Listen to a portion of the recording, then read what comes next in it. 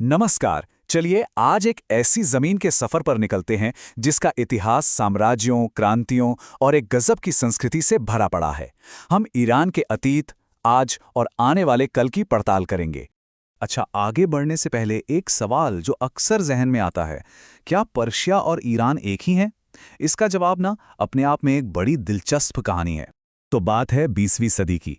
1935 में हुआ ये कि देश ने ऑफिशियली अपना नाम पर्शिया से बदलकर ईरान रख लिया, जिसका मतलब होता है आर्यों की भूमि। और देखिए, ये सिर्फ नाम बदलना नहीं था, इसके पीछे एक नई राष्ट्रीय पहचान गढ़ने की कोशिश थी।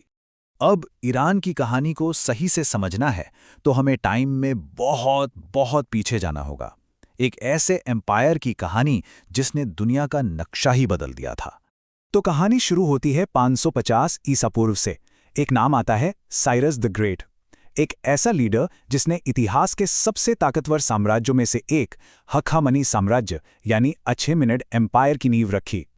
और पता है, इसे दुनिया की पहली सुपर पावर भी कहा जाता है। जरा सोचिए, एक ऐसा एम्पायर जो तीन तीन कॉन्टिनेंट्स में फैला हुआ था, और सिर्फ साइज में ही नहीं बल्कि अपने एडमिनिस्ट्रेशन और कल्चरल टॉलरेंस के लिए भी यह मशहूर था। चलिए अब जरा तेजी से आगे बढ़ते हैं।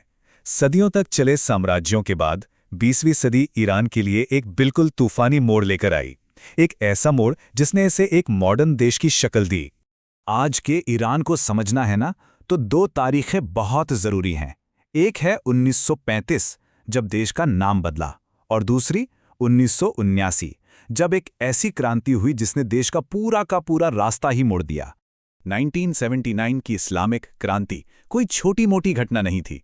उसने सदियों से चली आ रही राजशाही को, मतलब मोनार्की को, जड़ से उखाड़ फेंका और उसकी जगह बनाया एक इस्लामिक रिपब्लिक, एक ऐसा सिस्टम जो आज भी वहां कायम है। तो इस क्रांति के बाद ईरान कैसा दिखता है? चलिए आज के ईरान पर एक नजर डालते हैं। ये वो ईरान है जिसकी पॉलिटिक्स काफी कॉम्प्लेक्स है, जिसकी संस्कृति बहुत जिंदा दिल है और जिसकी आबादी में युवाओं की संख्या बहुत ज्यादा है। ईरान के लोकेशन को देखिए, यही इसके इतिहास की चाबी है। ये मिडिल ईस्ट के एक ऐसे चौराहे पर है जहां हमेशा से अलग अलग कल्चर और साम्राज्य आकर मिलते रहे हैं। जैसा कि हमने देखा, 1979 की क्रांति के बाद यहाँ एक इस्लामिक रिपब्लिक की स्थापना हुई।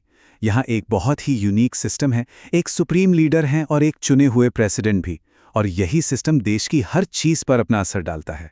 लेकिन राजनीति से हटकर भी ईरान की एक पहचान है। यहाँ एक बहुत गहरी और अमीर सांस्कृतिक विरासत बसती है, एक ऐसी विरासत जिसने पूरी दुनिया पर अपनी छाप छोड़ी है। क्या क्या नहीं है यहाँ!